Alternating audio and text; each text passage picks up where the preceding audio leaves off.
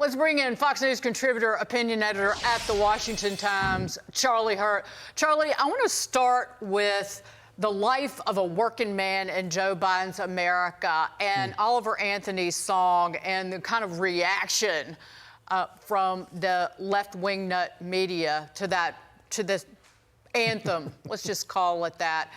The fact that this song is being called a right-wing anthem, and if you just listen to the words, the flip is now complete.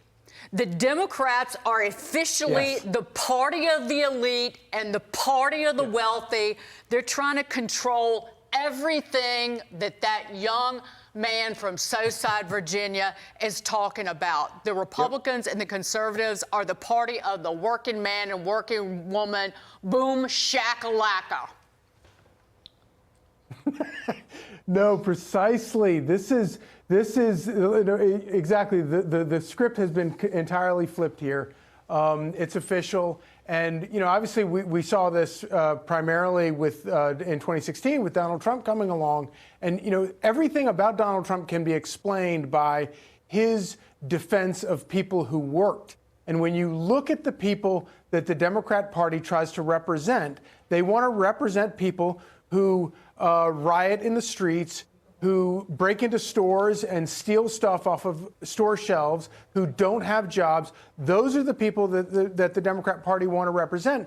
And Oliver Anthony represents people who work. His song is about miners. How many right-wing songs have you ever heard about miners? I can't think of a single other one.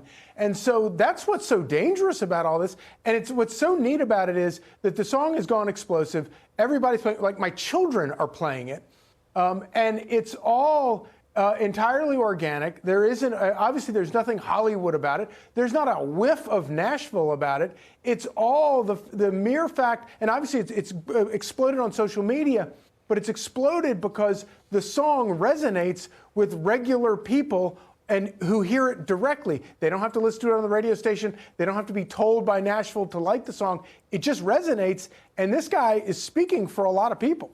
The men and women who make America work love the song because it speaks truth to the power actually in Washington. Charlie is so right. But I'll move on to this because a new report shows when student loan payments resume, over half of borrowers say they'll have to choose between paying their debt or buying groceries as a paycheck-to-paycheck lifestyle becomes the new norm for over 60% of Americans. And Charlie, I wonder, you don't get the results of capitalism with socialist policies that we've had over the last 3 years. No, you really don't. Especially, and I love that in particular, talking about paying back student loans. Of course, student loans are completely engineered by the federal government in cahoots with major universities in order to bilk people out of their life savings in order to enrich college professors and universities that have massive endowments. But it's all organized by the federal government.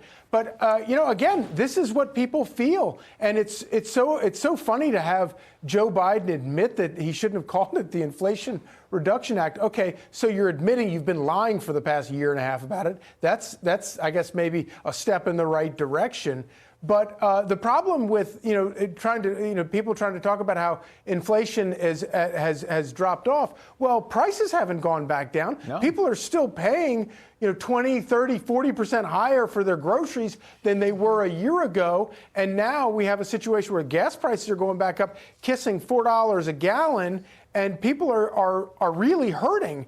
And the government wants to sit there and look at the Bureau of Labor Statistics and claim, shut up, everything is all right. By the way, they're also forcing the BLS to lie about their numbers to help them politically ahead of an election, which I look at that and I'm like, well, why don't we just abolish the Department of Labor and take the entire Department of Labor and give them to the Democratic Party? Because apparently that's what the Department of Labor works for, not us. Yeah, Kamala Harris slipped up and said most Americans were $400 an unexpected expense away from bankruptcy. Sometimes she actually tells us something. Yeah.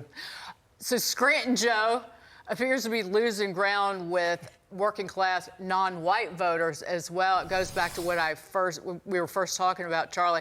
In a recent poll, Biden had a mere 16-point lead over President Trump with them. In 2020, 48-point lead. Maybe the drop stems from Democrats increasingly becoming the party of the rich, with wealthy folks like Gavin Newsom and hoodie addict John Fetterman becoming some of the top faces of the party. A lot of these people are, they're Nepo babies.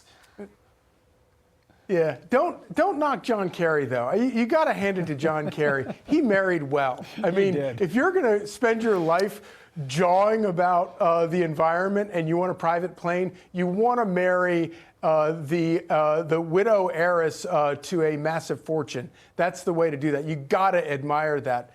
When I come back in another life, I intend to do that. But you're exactly right. The Democrat Party has completely become the party of Wall Street. Wealthy donors. They're completely trapped by wealthy donors, and yet they still like to divide people by race because they're the party of segregation and they're racists. And so they divide the party, but they keep saying like working class blacks or working class Hispanics. The operative thing there isn't blacks or Hispanics. It's working. They're workers. When people work, they don't like the Democrat Party. They don't want to have their taxpayers taken from them and given to people who don't work because they're not working. It doesn't make sense. They don't want a party focused on sex and climate. They want a party focused on them and their work and their taxes and their life. Charlie Hurt, always wonderful. Good to see you. Thanks for joining us.